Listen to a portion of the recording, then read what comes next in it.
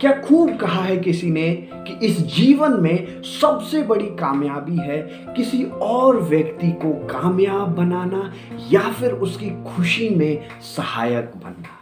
Namaste and welcome to Inspired Jeevan Stories. Stories to motivate and stories to inspire. नमस्ते, this is शक्ति Sawant, I am an entrepreneur and a teacher. और आज मैं आपके लिए एक सच्ची कहानी लेकर आया हूं जो कुछ इस प्रकार है। ये कहानी है यूनिवर्सिटी ऑफ विस्कॉन्सिन की, जहां पर साहित्य के बहुत ही होनहार स्टूडेंट्स रहा करते थे। और उन्हीं होनहार स्टूडेंट्स में से कुछ होनहार स्टूडेंट्स एक साथ बैठते थे, डिस्कशन करते थे और एक दूसरे की साहित्य स्किल्स को इम्प्रूव करने का प्रयास करते थे।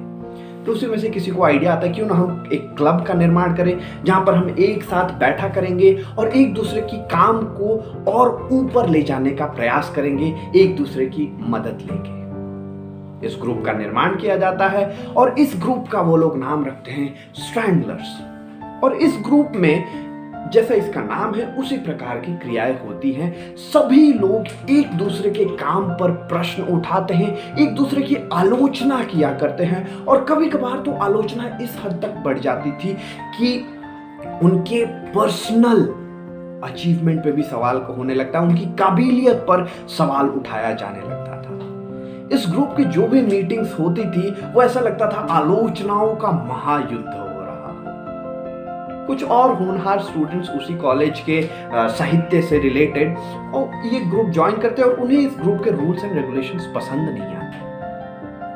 तो वो एक और ग्रुप का निर्माण करते हैं जिसका नाम रखा जाता है रैंगलर्स। और इस ग्रुप का जो माहौल था वो बड़ा ही रंगीन था। यहाँ पर किसी कोई प्रकार का प्रेशर नहीं था। यहाँ पे सभी एक दूसरे को इंकरेज करते थे, छोटी से छोटी अचीवमेंट को बड़ा बनाते थे और उन्हें प्रोत्साहन देते थे। यहाँ पे गलतियां निकालते थे लेकिन उसके साथ साथ तारीफ भी किया करते थे।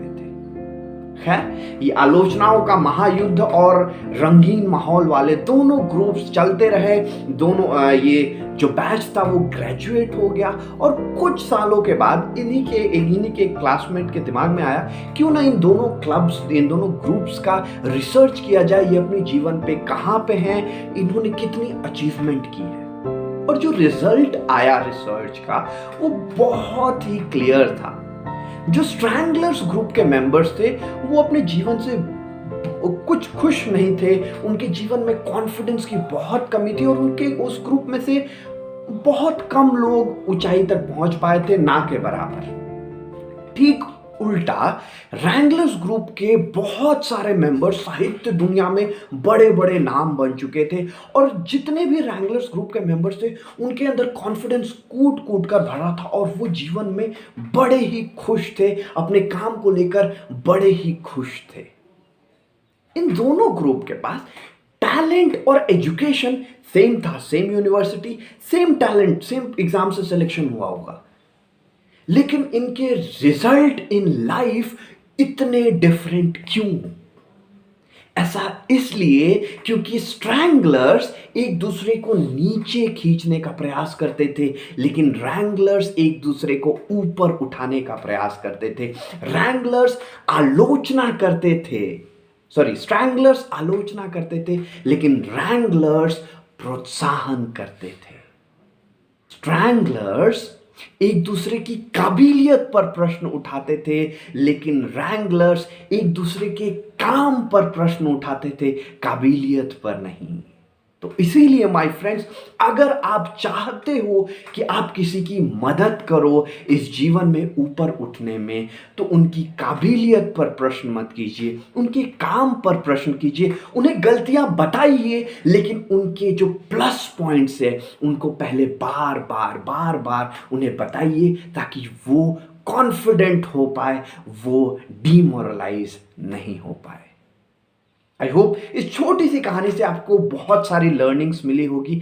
मेरे को तो बहुत लर्निंग्स मिली। अगर आपको जो मैंने लर्निंग बताई उससे थोड़ी डिफरेंट लर्निंग मिली, आप कमेंट में जरूर बताइएगा, हम उस पर बहुत सारी डिस्कशन करेंगे। नमस्ते, शब्बा खैर, be inspired and let's inspire lifes. This is inspired जीवन स्टोरीज। अगले हफ्ते सैटरडे 7 PM दोबारा मिलेंगे एक नई कहानी के साथ, एक नए लाइफ लर्निंग के साथ। नमस्ते, शब्बा खैर।